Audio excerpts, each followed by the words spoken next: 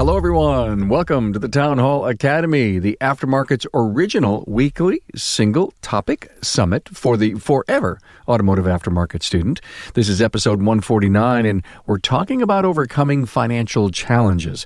The panel includes 3 shop owners that bring their wisdom to bear on the discussion.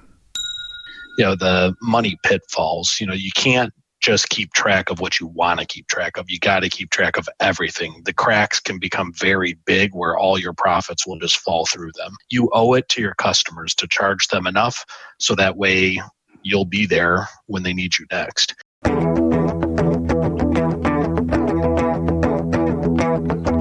Welcome, automotive aftermarketers, to a Remarkable Results Radio Town Hall Academy. Listen to learn just one thing from today's episode on your journey to remarkable results.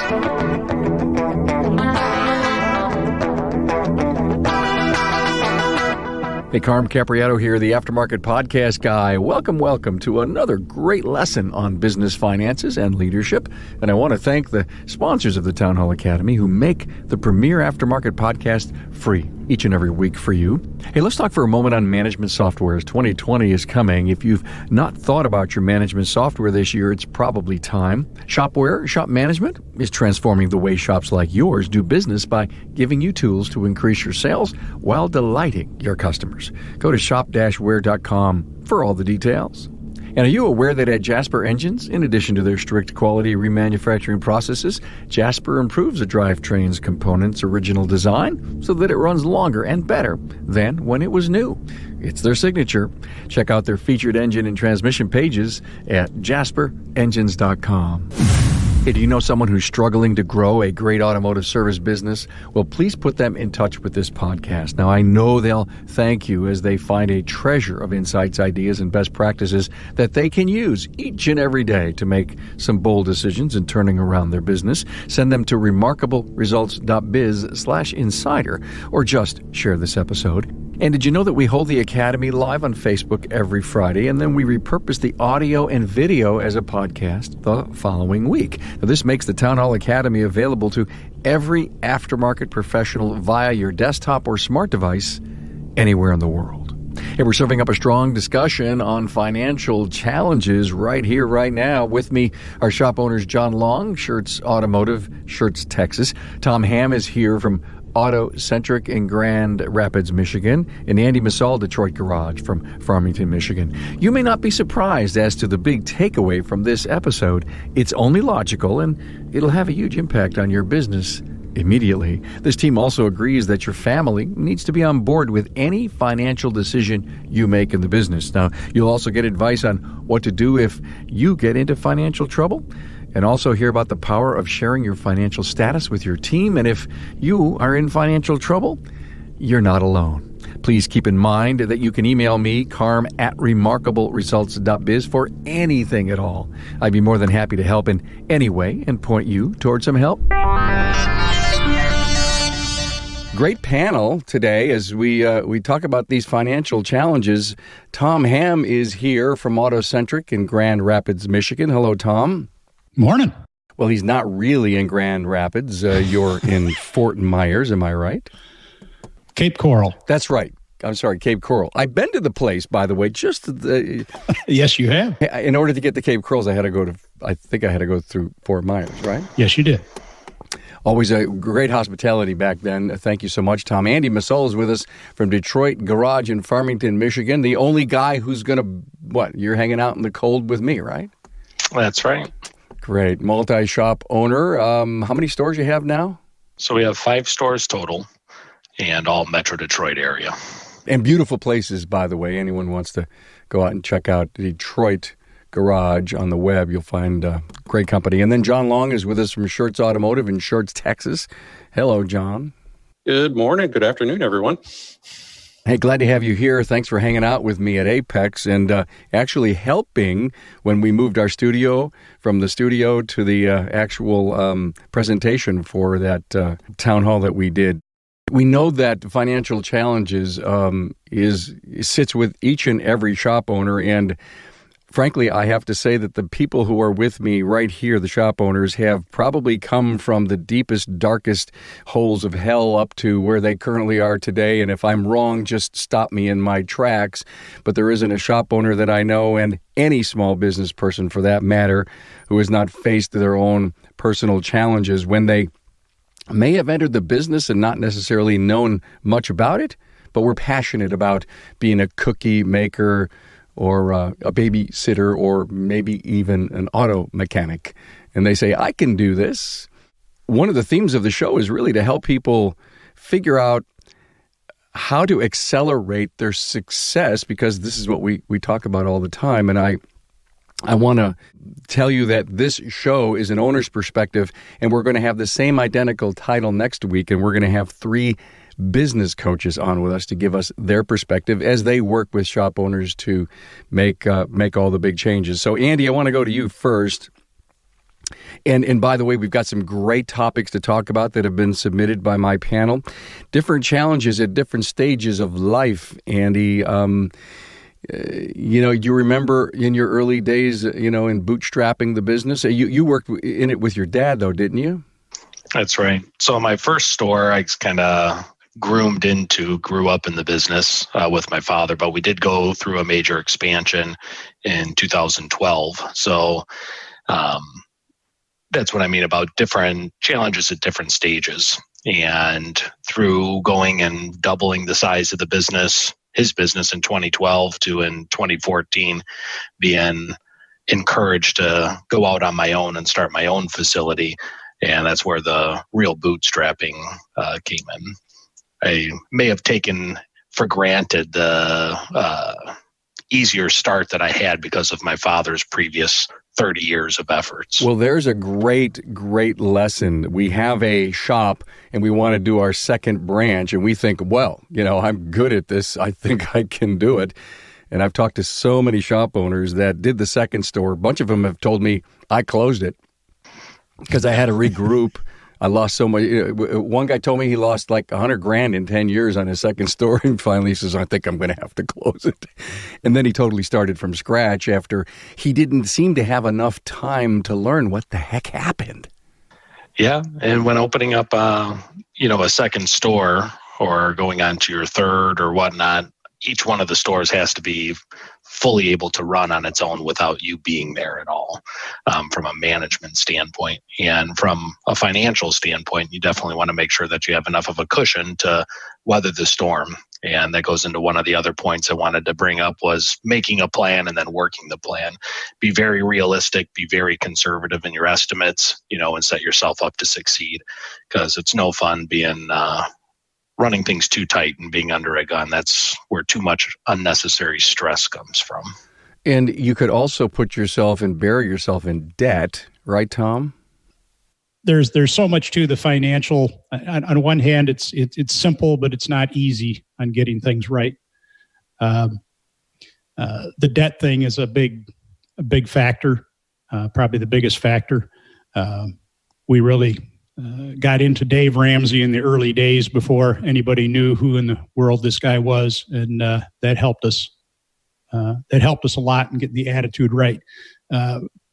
Some of the biggest things you get to overcome is you need to overcome the people around you, and especially your family, have to be on the same page. Because if they're not on the same page as far as financial, how you spend money, debt, and everything else, it's going to be a constant battle.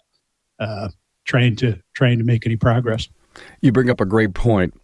Let's try as much as we can. Tom, you're a single store owner. John, so are you. I know going to multi-store probably next year.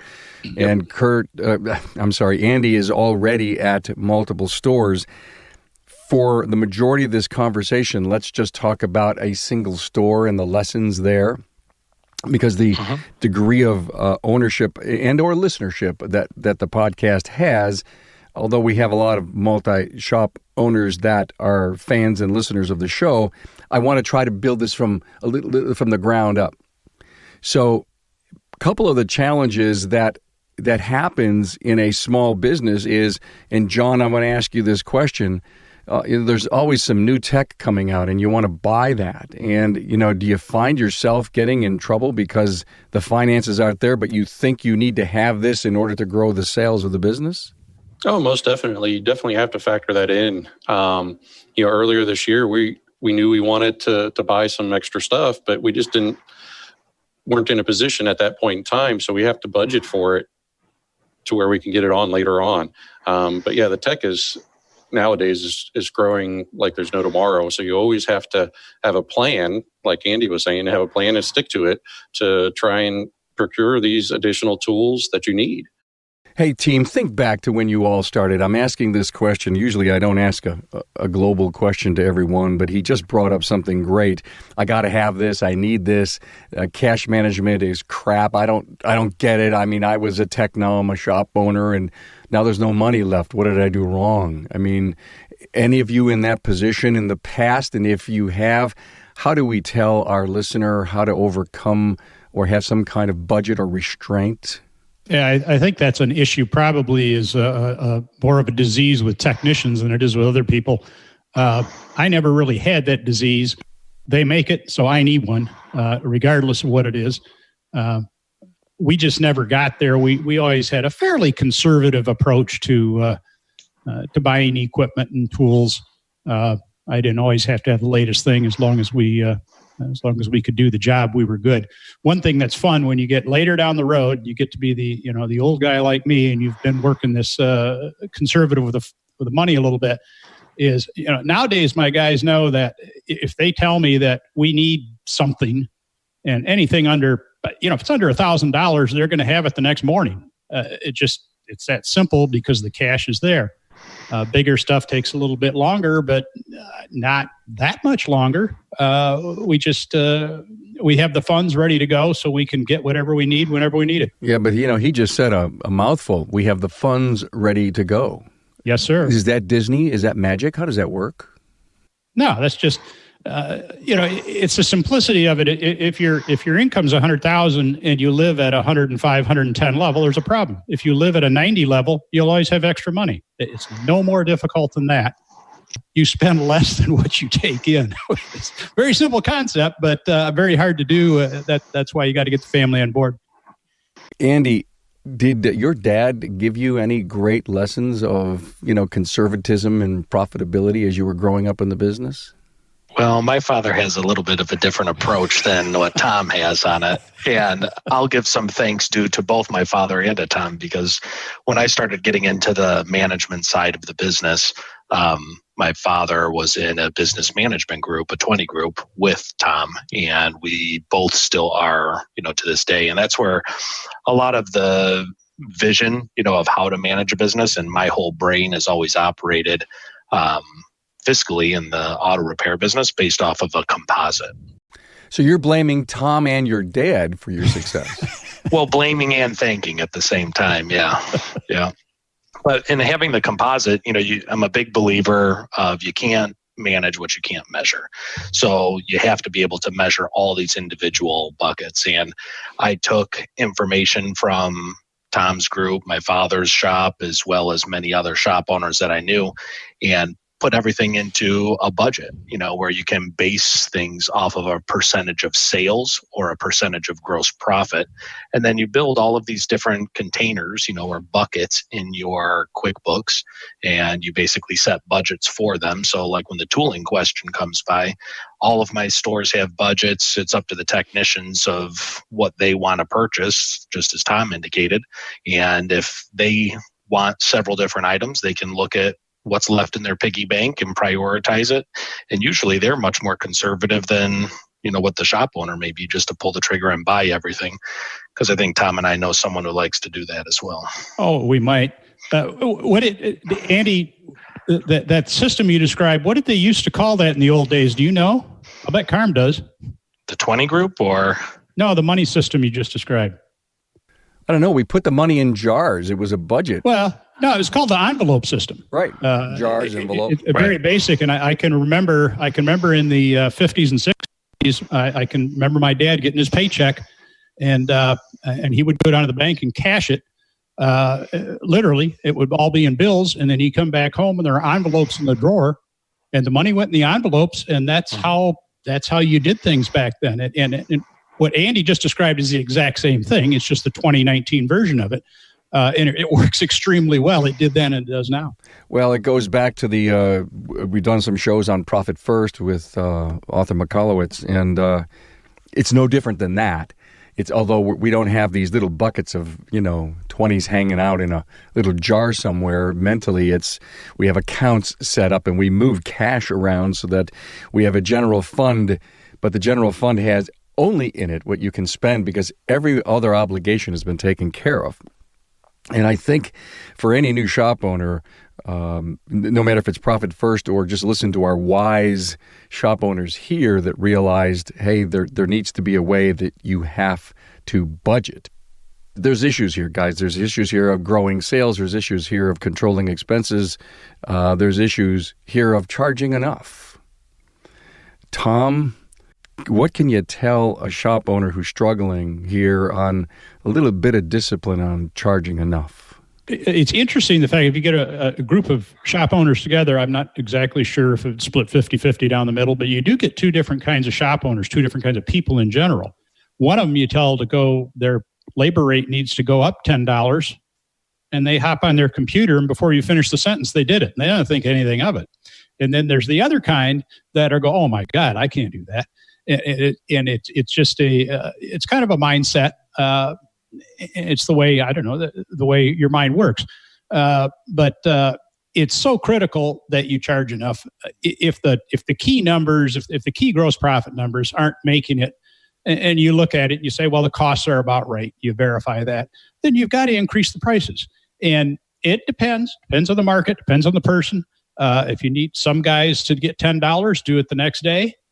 Some guys do it over 10 months at $1 a month, and both ways work.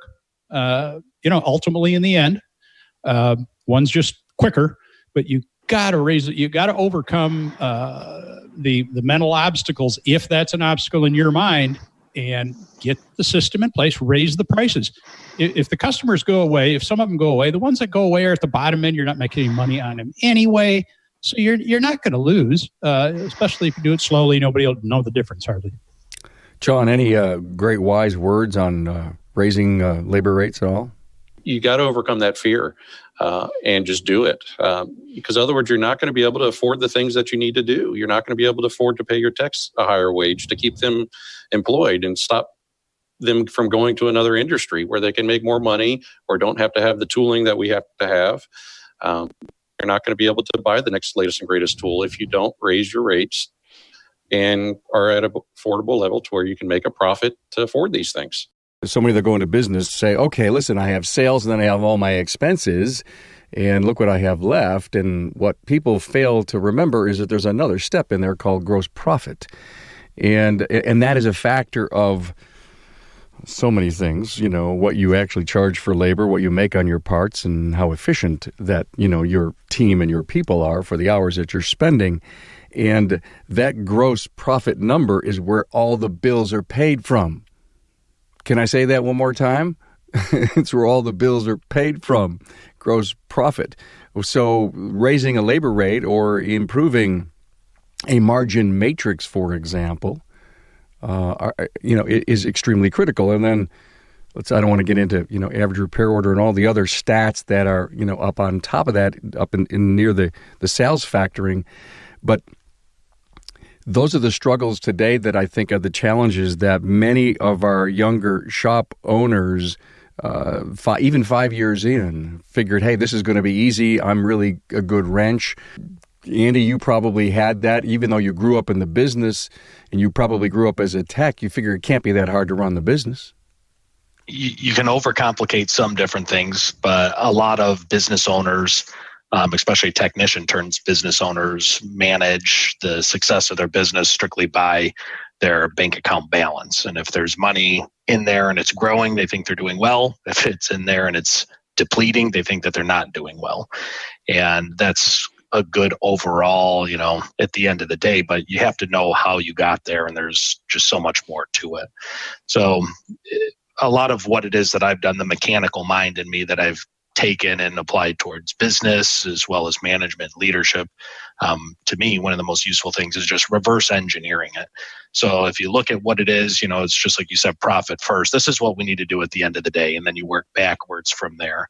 And that lets you help to logically, and figuratively set certain amounts, working backwards to see how much should I charge. Well, a lot of that's based off of what do you have to pay for talent in your different areas. And if you know that this is the cost of competent labor in your area and you need to make a 72% gross profit margin on it, well, then that gives you what your target effective labor rate needs to be. Do you live off of a budget or a plan, Andy? Personally or business? I push my budgets a little bit. That was a very good question to my question. Yeah. I really like that. Okay, here's my answer. Yes. So business more so than personally. Business-wise, everything's all based off of our budget. And we do have a full-time controller who has been a saving grace to some of our financial management because as we've grown and have multiple locations, she keeps a very firm pulse on all those different areas. We started our budget planning at the beginning of the month for next year. And every category we know, we pull all of our individual employees and ask them what their goals are. Their goals have to correspond with the individual location goals. And then we work backwards from there. This is where we want to be. Can we do it? Can we grow it? And what type of budgets do we need to spend to get there? Will your people see the budget or get an idea of what you're planning? Yeah, we run very open books and a very open culture of our business. And she, the controller, will meet one-on-one with every employee and basically does a little bit of financial 101 with all of them because a lot of people within this industry struggle with that. And we try to be very realistic. And that's part of our company culture is to coach and help them, not just to succeed in their job environment, but to succeed at life. That's a good point. If you decide to do something, get involved in something like Dave Ramsey, we've had over the years, if you get an employee who gets into the Dave Ramsey financial piece thing and the light bulb goes off and they catch on, you're going to have a way better employee because they're no longer going to be broke. They're going to have money. One comment I want to make real quickly, we were talking about prices, and I learned this in some management class, it had to be 25, 30 years ago, and it always sticks with me, is rarely do businesses go out of business because they charged too much. Just try to find an auto repair shop or somebody who knows of an auto repair shop that went out of business because their prices were too high.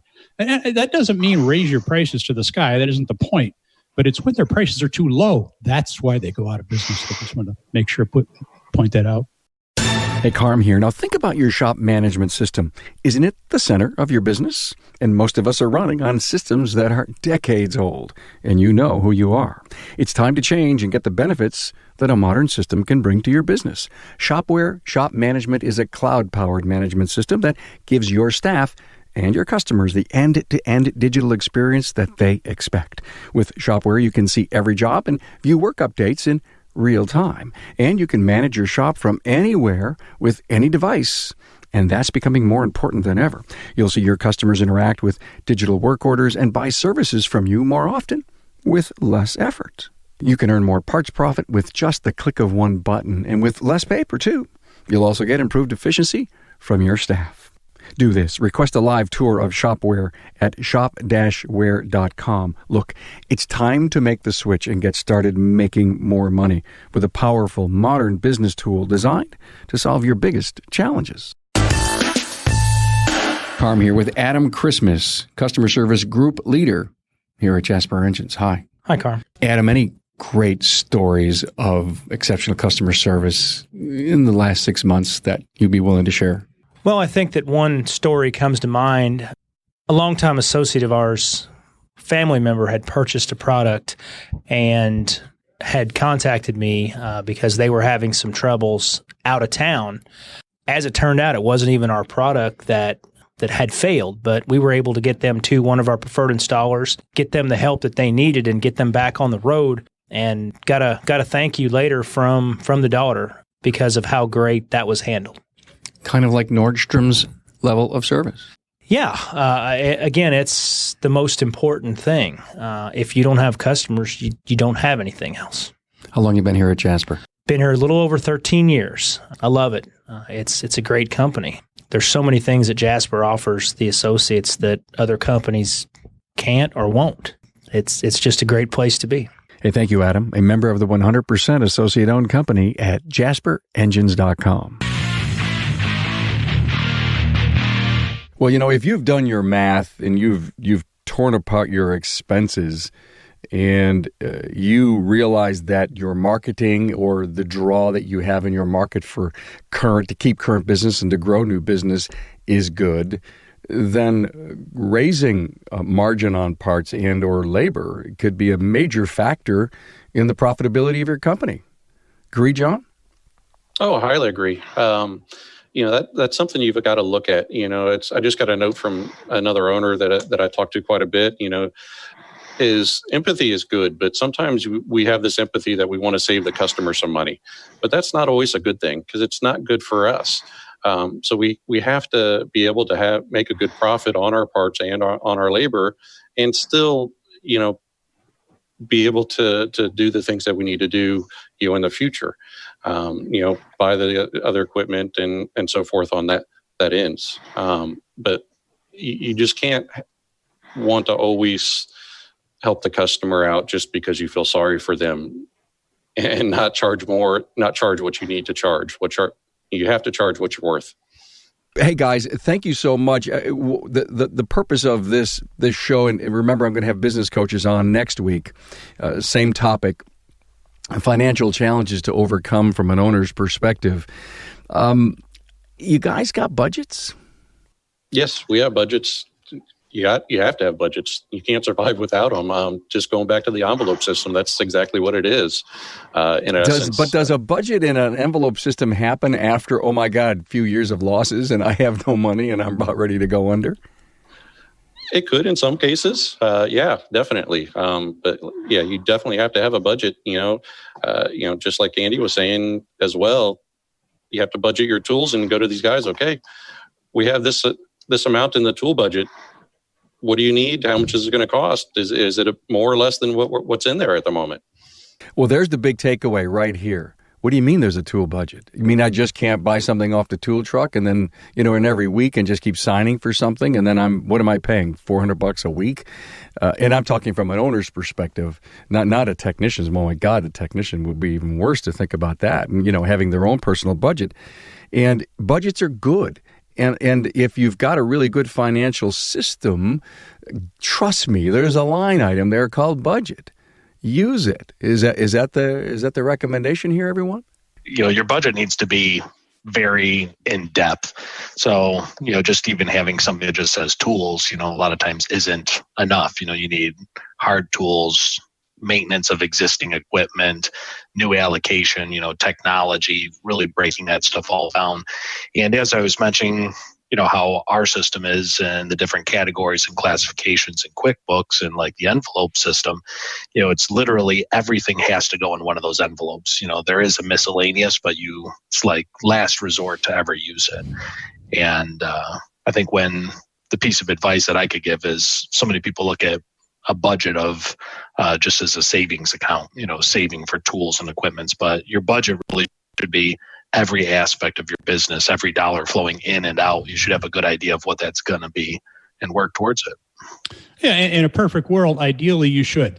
And look at every one of those every month.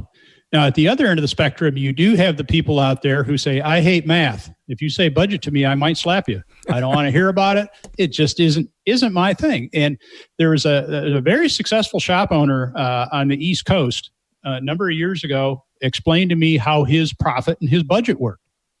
And I use this every once in a while, especially with the people who hate math. And he said it's the 25, 25, 25, 25 budget. And basically, he says you can allow about 25% of your income for payroll, another 25% for expenses, another 25% for parts, And that leaves me with 25%.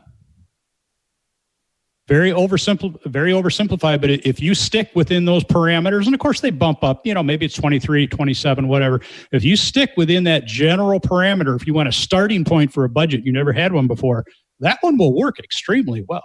And then you can get in depth as you learn, like Andy was describing. And, Tom's point is great. I mean, it would be, 25% net operating income would be, that would be the top elitist in our industry. And I think some of our biggest and best are in the low 20s. But it's very, very doable. Yes, it is. Very doable regardless of where you are. I agree. It is doable, but you have to start somewhere. And you have to start with a budget, whether it be something very simple like Tom just mentioned. You definitely have to start somewhere. You just can't always, there's money in the bank account, let's go spend it on whatever. You can't do that. In other words, you're going to end up in trouble. Yeah, absolutely. Let's call the big takeaway at this moment in time on this podcast episode is budgeting and the profit first concept. And it doesn't matter if it's Dave Ramsey or if it's, Mike McCullough. It's that you can only spend what you take in, that as long as you've allocated to the government, to the employee, to yourself. And too many people get into trouble, and then for years they're paying back to the government at, I don't know, does the government charge usurious rates? I think they do. Yes, they do. Yes, they do. So good credit and banking relationships, Andy, are probably important once you get your business rocking and rolling and you want to grow. Yeah, and I agree with Tom's mentality of the no debt, lifestyle, but I've been pretty aggressive in my growth, and I wouldn't be able to do it without good banking relationships. So debt to me doesn't make me nervous, but you have to be able to manage that debt. It's easy to get into an uncontrolled debt, but if you know your numbers and know where you want to go, and for me, every individual location, every business has to survive on its own. So with that being said, a lot of my growth I've had to have funded, but each facility is successful on its own for accomplishing its work. Andy, a question about debt. If I had trouble paying my bills, just my parts bill, maybe some utilities this month, it's not smart to want to borrow to do that. I mean, you're talking about having debt to grow. Am I right? I'm talking about having debt to grow, correct. If you have the inability to pay your parts suppliers as well as your utilities, you have core fundamental problems that need to have attention first. Yeah, and let me define it a little bit. There's different, I guess you could say there's different levels of Dave Ramsey. There's light and medium and heavy, or whatever you want to call it. And we don't quite go all the way either. The two things with debt, if you are going to borrow money, obviously, can you service the debt is one question, but two good conditions. If it's an appreciating asset, that's much more something that you can consider. Depreciating assets that generate no income are a ridiculous way to borrow money. It's just, that makes no sense at all. And the other one is return on investment. Do we have something that we can prove has a pretty good return on investment coming? And we're confident. I mean, you can't be, assured of everything, but we're reasonably confident, a little bit of risk there. And not the return on the investment that the salesman wrote out for you, but one that you created yourself and researched. Those are two things where it's reasonable to borrow money in those situations. If you restrict it to that, odds are you'll be in real good shape. You're just not going to get in trouble. You have to look at the risk of investment versus the reward. Debt can be a good thing in a way, if you're using it the right way. Like I said, if you're using it for your daily expenses, that's obviously very, very bad. But, if you're using it to trying to expand your business, debt can be decent long as you have your parameters set and know what you can do with it and make sure that you're going to be able to service the debt. Okay, guys, I'm in trouble. I probably have 5 months worth of bills that that are coming due. Possibly utilities may get turned off. My parts guy, the one's cut me off. The next one's ready to shut me down. I'm in really bad shape here. You're telling me don't even think of borrowing a dime to get yourself up and out, but go to the people that you owe money to and say, I need a plan. So, do I use any of my own personal equity or my own personal cash to bail myself out, or do I go to my debtors and work this thing out over a 6 to 9 month period? Your recommendation? Actually, I'd say probably step one is let's get an accountability partner. Let's get somebody who knows how to handle money, and you can talk to them daily, weekly, however often, so they can say, okay, what did we do with it this week? And then we can go to the debtors, creditors, so on and so forth. You may want to stop the bleeding first, because if you're in that type of a financial predicament, there's some immediate things you need to stop. I don't know what to do. I don't know what to do. I can't even sleep at night. I just go in the morning. Life spins around me. I can't even think straight. What do I do? Tom's recommendation is you need someone to put you somewhere to either, plant you somewhere in the ground and start watering you so that you reblossom yourself. I think we tend to be afraid to do that, but you'd find out in most situations that that person that you'd like to contact would be more than happy to help you. Yeah. They'd love to help you. It helps themselves by doing something like that. It's good exercise for themselves. And like Andy said, you got to stop the bleeding. If you look at things, you can really shut down a lot of stuff real fast, especially in situations where there's money bleeding everywhere. And maybe it's confusing to you, and that person can go over with the mess with you and say, okay, let's shut this off, reduce this, and they can help you see the way and give you some guidance. Yeah, I agree. You got to find somebody, and then you got to be willing to open up to them and share them everything. You can't just, share just little bits and pieces. You have to share everything to them so they can help you. Family has to be on board. I think a big factor with a lot of this, I made a reference to it earlier, the spouse has to be on board with this. I mean, if you're on different wavelengths as far as the money thing is, you're going to have to find out how to fix that somehow, or it just isn't going to work. Boy, how true. So when you teach, you learn. Oh, amen. Remember that, everyone. There's a big takeaway from this episode. When you teach, you learn. So if I was in any kind of trouble and I said, Andy, can we have coffee? Because I respect you. I know you're, even if you're from 10 towns over and you're 500 miles away, and pick up the phone. Sure. When you teach me, you help reaffirm or confirm what you're doing, because you're really teaching me the things that have made you successful or not, because you're saying, don't do this, do that. Yeah. There's a lot of resources that are out there, especially if you're struggling that bad and having that, you need to be humble enough to know that you don't know something, and seek out somebody who will. And I've seen a lot of this lately within social media groups for technicians and shop owners. There's people that just throw a flag up for help, and you'll see all the people that are just more than willing to donate their time and to help, a fellow colleague get things back on. And that's really where I learned. I say my master's degree in automotive education was from being in automotive 20 groups. And it was different peers and shop owners like Tom and like others from Michigan as well as around the country that were willing, for their own benefit as well as for others' benefit, to share what's done them well. Yeah, and you emphasize it nicely, Carmen. I remember when I first learned that years. I don't remember who said it, but they said that in a classroom, in a teaching situation, the person in the room who learns the most is the teacher. And the first time you hear that, you go, huh? And then if you've taught a few classes, which I've done over the years, you really understand how that all works. Mm-hmm. It does work really, really well. And the peer group thing, like Andy refers to, they're just priceless.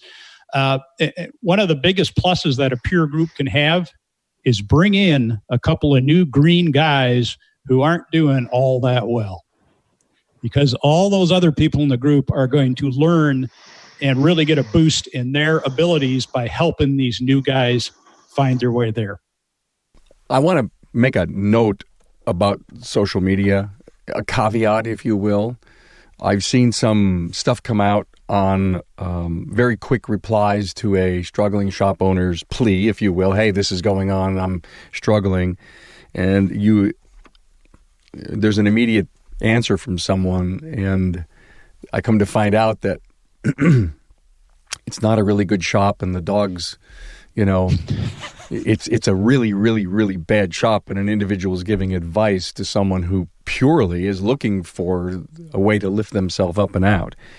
So I know many of the social groups have policed themselves over the years and are really looking for, quality people to give quality responses. And the only thing I want to be careful with is that if I posted something on social media, I'm waiting to find the answer that makes me happy.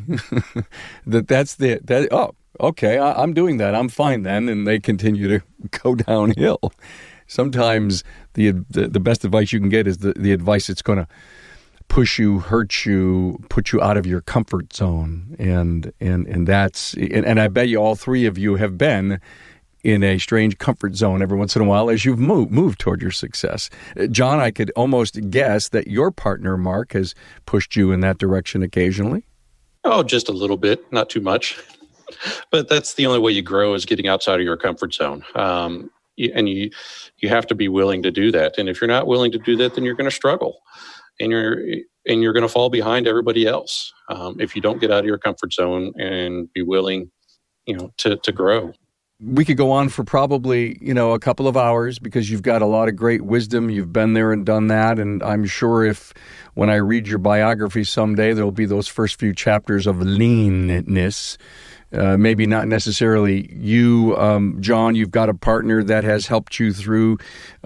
Your dad, Andy, started the business, but then you've got a great success story of going out and getting bruised up on your very own and growing a great business. And Tom, your business is so legacy that you probably forgot when you started, you see. And so, and best to all of us that we didn't know what your scars looked like in the beginning, but everyone has them.